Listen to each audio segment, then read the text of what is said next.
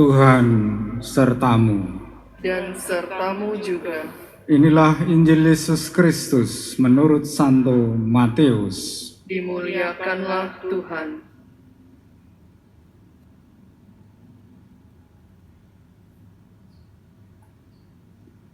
Dalam khotbah di bukit, Yesus berkata, "Janganlah kalian menyangka bahwa aku datang untuk meniadakan hukum Taurat atau kitab para nabi. Aku datang bukan untuk meniadakannya, melainkan untuk mengenapinya. Karena aku berkata kepadamu, sungguh, selama belum lenyap langit dan bumi ini, satu iota atau satu titik pun tidak akan ditiadakan dari hukum Taurat sebelum semuanya terjadi. Karena itu siapa yang meniadakan salah satu perintah Taurat sekalipun yang paling kecil dan mengajarkannya demikian kepada orang lain, ia akan menduduki tempat yang paling rendah di dalam kerajaan surga.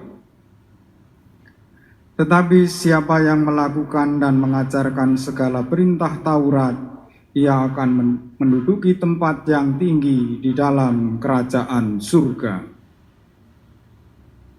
Berbahagialah yang mendengarkan sabda Tuhan dan tekun melaksanakannya.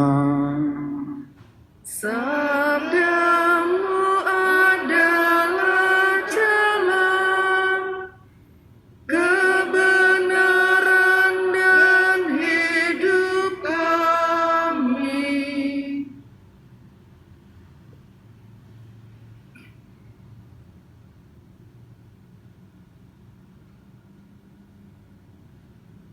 Umat Allah yang terkasih dan para katekumen yang berbahagia, Allah menurunkan kitab Tauratnya melalui Nabi Musa di Gunung Sinai. Kitab Taurat itu berisi hukum-hukum baik berupa perintah ataupun larangan. Dan ketika menerima kitab Taurat, Musa tidak berani memandang wajah Allah karena Allah itu terlalu maha suci, maha kuasa. Dan Yesus datang ke dunia bukan untuk meniadakan hukum Taurat itu, tetapi untuk menggenapinya, untuk menyempurnakannya. Bahkan tidak ada satu iota pun yang akan ditiadakan oleh Yesus. Dan ketika orang mengenal Yesus, mengimani Yesus sebagai kepenuhan hukum, sebagai kesempurnaan hukum, berbeda dalam perjumpaan Musa dengan Allah, tetapi perjumpaan itu lebih manusiawi.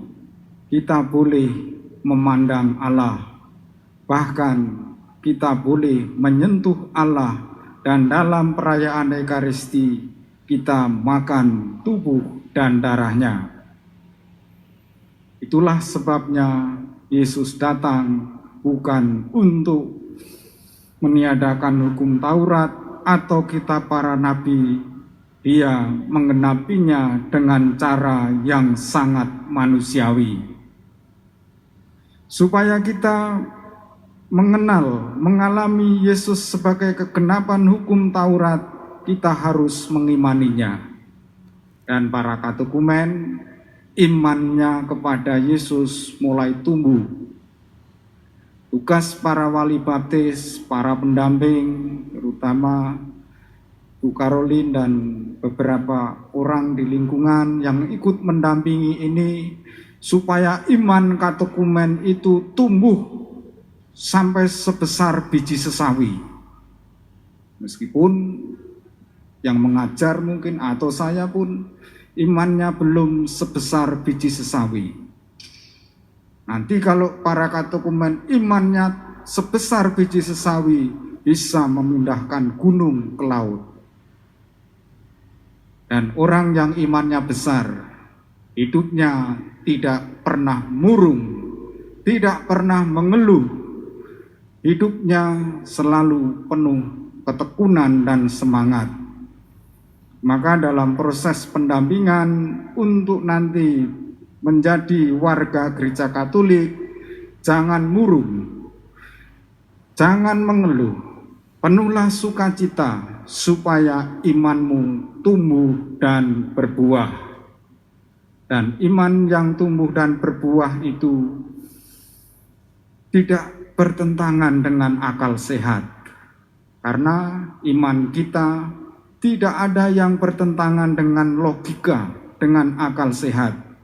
Justru kehidupan yang bertentangan dengan akal sehat akan menghancurkan kemanusiaan.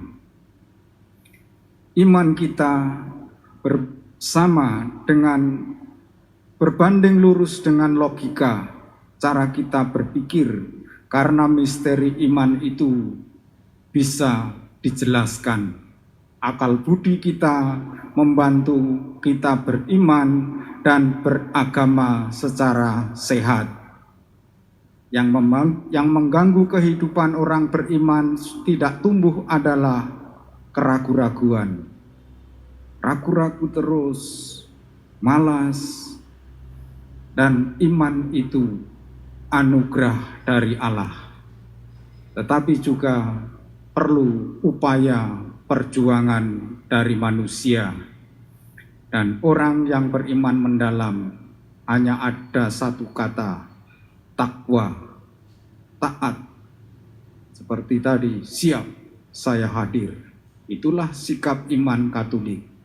Dan Santo Santa kita bisa menjadi orang kudus pertama-tama karena taat kepada ajaran gereja, takwa kepada apa yang dikatakan oleh gereja. Karena disitulah kita hidup, tumbuh, berkembang, dan menghasilkan buah. Kita satukan doa-doa kita